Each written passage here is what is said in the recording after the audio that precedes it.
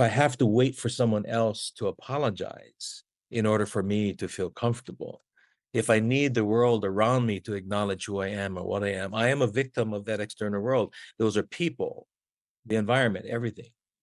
Because at some point in time, I've set up a system of dependence and reliance on those external things. Ho'oponopono, as it was presented and reframed by Auntie Morna back in the early 70s, was really what she called it was self-identity through Ho'oponopono.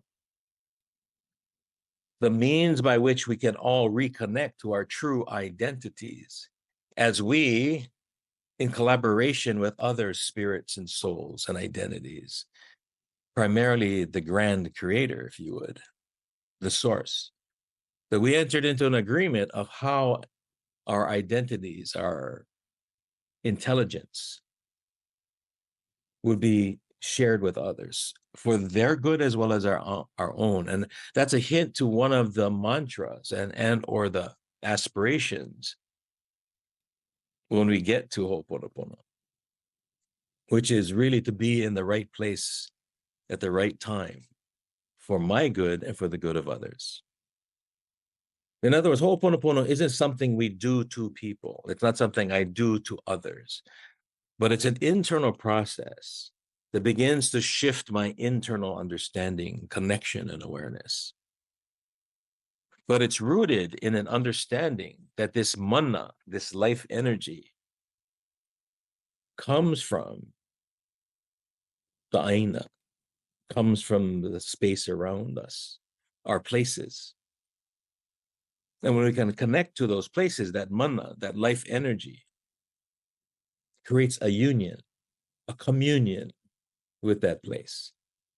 So regardless of what I say, I am connected.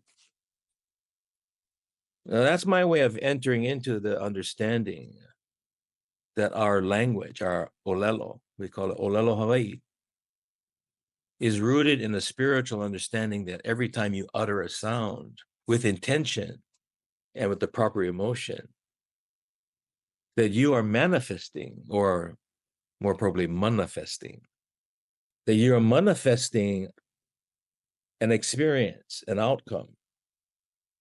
And so if you're surprised by what's manifesting for you, then the opportunity then is to remember, to reconnect, to remember, to put the members of your internal family, mind, body, and spirit, to remember them so that when you're dealing with the memories that they each have responsibility for, to present to you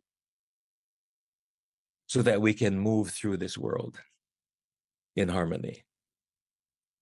It's when we are experiencing disharmony, dis-ease, disconnections, and the absence of peace, that's an indication not of what's going on outside, but what's going on inside. Now, don't get me wrong.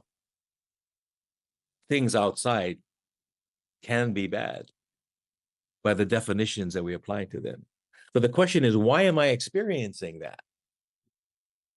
What allowed me to be in this place right now, in this moment, to experience what's going on around me that is causing me to behave the way I do? Confidently, in anxiety, fear, anger, whatever that might be. In other words, while those things may be out there, that may be true, especially to everyone else, why am I? What opportunity am I being given by being placed or making choices in my life that allowed me to be here in this place at this moment, at this time, so I can experience you, your words, your thoughts, your experiences, your anxieties?